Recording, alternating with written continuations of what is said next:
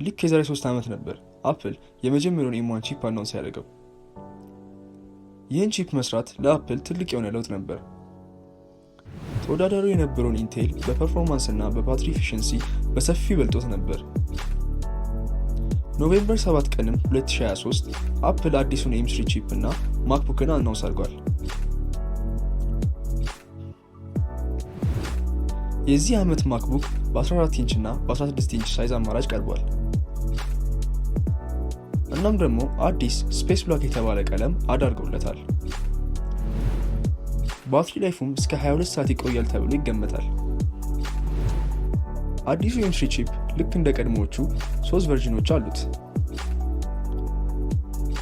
ሬጉላር M3 ቺፕ፣ M3 Pro እና M3 Max ይባላሉ። ስፔሲፊኬሽናቸውም እንደሚከተለው ነው።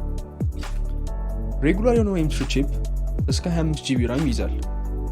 እናም CPU 8 ኮር ሲኖረው ከM1 ቺፕ በ35% ይፈጥናል። ግራፊክስ ካርዱ ደግሞ 10 ኮር ሲኖረው ከM1 ቺፕ በ65% ይበልጣል።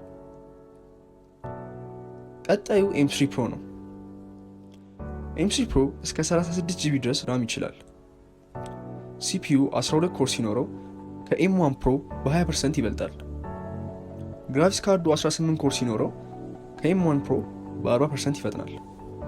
የመጨረሻውና ከሁሉም ፓወርፉል የሆነው M3 Max ሲሆን እስከ 128 GB RAM ይችላል። ፕሮሰሰሩ ወይም ደግሞ CPU 16 ኮር ሲኖረው ከM1 ቺፕ በ80% ይበልጣል።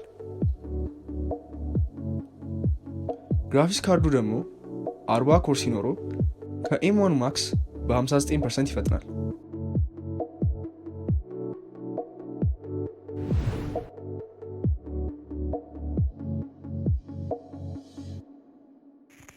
የዛሬው ቪዲዮ ይህን ይመስል ነበረ።